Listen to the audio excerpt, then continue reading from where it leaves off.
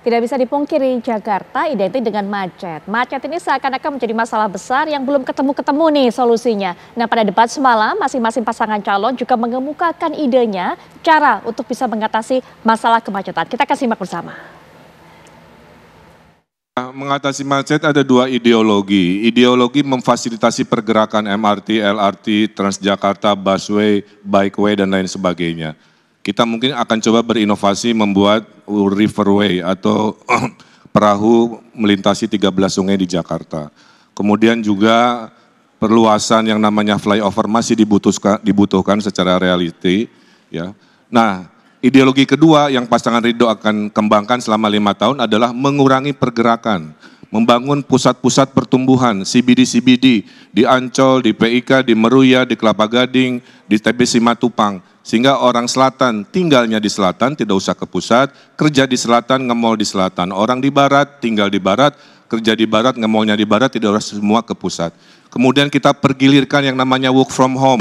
Senin industri media, Selasa industri hukum, sehingga mengurangi pergerakan, digabung memfasilitasi pergerakan, insya Allah mengurangi kemacetan. Manajemen diperbaiki, dioptimalkan, pastikan setiap trek itu jaraknya 10 menit dan harus dipastikan. Kemudian dipastikan keamanan supaya disabilitas, lansia, ibu-ibu hamil maupun anak-anak itu mendapatkan maintenance atau treatment yang khusus. Sehingga demikian juga dengan penggunaan kendaraannya harus nyaman, AC-nya dingin, baunya tidak pengap, dan juga hindari dari hal-hal yang tidak baik. Oleh sebab itu juga perlu ditanamkan budaya budaya antri kepada anak-anak. Masukkan di dalam kurikulum supaya budaya antri ini ada di dalam adab kita. Kemudian baru setelah itu kita evaluasi apakah perlu ditambahkan. Kalau perlu baru kita tambahkan. Jangan kita mengeluarkan anggaran tetapi kita sebenarnya tidak tahu faktor mana yang perlu kita perbaiki. Kemudian kita perlu mengurai kemacetan dengan apa? Dengan membuat suatu compound yang tersentralisasi, di mana di situ ada tempat tinggal, ada pasar, ada sekolah, sehingga transportasi ini juga bisa terkonsolidasi dan dibuat minimal 500 meter dari pemukiman sebagai vendor daripada MRT atau LRT ataupun Transjakarta, yaitu mikrotransportasi yang terhubung satu dengan yang lain. Kemudian juga disiapkan kantong-kantong parkir yang nyaman dan aman supaya banyak orang yang mau naik transportasi umum karena keamanan kendaraan yang tinggal itu terjamin. Jakarta tidak cukup untuk menyelesaikan persoalan macet di Jakarta. Aglomerasi telah ada, maka yang harus dilakukan adalah Transjabodetabek. Untuk itu, maka harus diatur dari ujungnya. Saya termasuk yang akan membebaskan 15 golongan yang sekarang ini sudah naik busway gratis, maka mereka naik MRT dan LRT juga gratis, baik itu dari Bekasi, dari Tangerang Selatan, dari Bogor, dan dari manapun apabila fasilitas itu ada. Kenapa itu dilakukan? Supaya orang berkurang banyak masuk ke Jakarta bawa kendaraan pribadi. Jadi maka dengan demikian yang paling penting untuk mengatasi kemacetan di Jakarta adalah Transjabodetabek, bahkan kalau perlu sampai dengan Puncak dan Cianjur. Kenapa itu harus dilakukan? Sekali lagi, untuk mengatasi supaya tidak banyak mobil atau kendaraan pribadi yang masuk ke Jakarta. Masing-masing pasangan calon jika mereka terpilih menjadi gubernur ataupun juga wakil gubernur Jakarta untuk mengatasi masalah macet, masalah yang begitu klasik ada di Jakarta ini.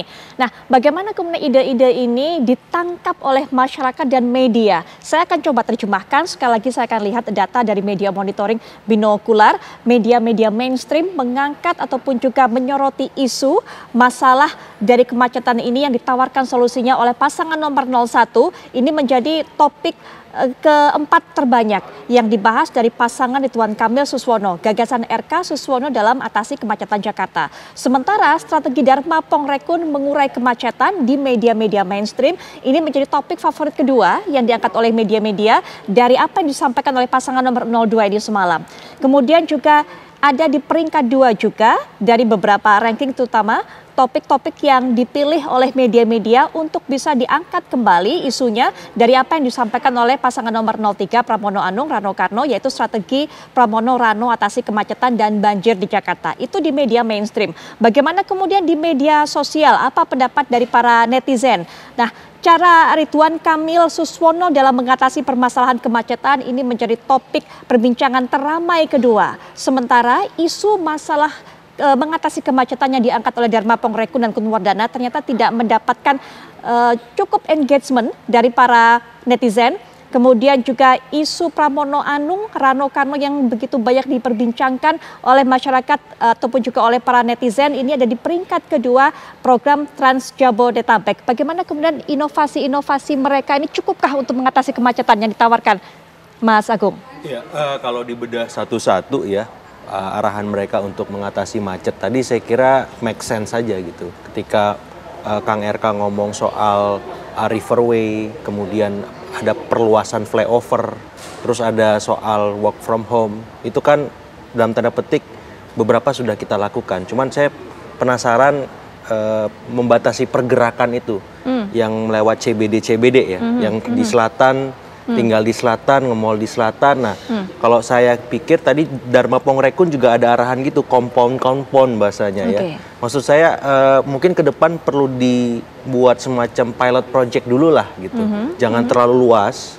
Kan benchmarknya Singapura atau Hong Kong dan seterusnya kan. Supaya kita punya bayangan juga. Kalau work from home kan sudah kita lakukan nih. Baik. Kalau riverway kebayang lah, ada 13 sungai, nah minimal simulasi dulu deh, kayak misalkan makan siang bergizi gratis itu kan, ada simulasinya, kita ditunjukin gimana lewatin sungai di Jakarta supaya aman dari sampah misalkan. Solusinya nanti gimana?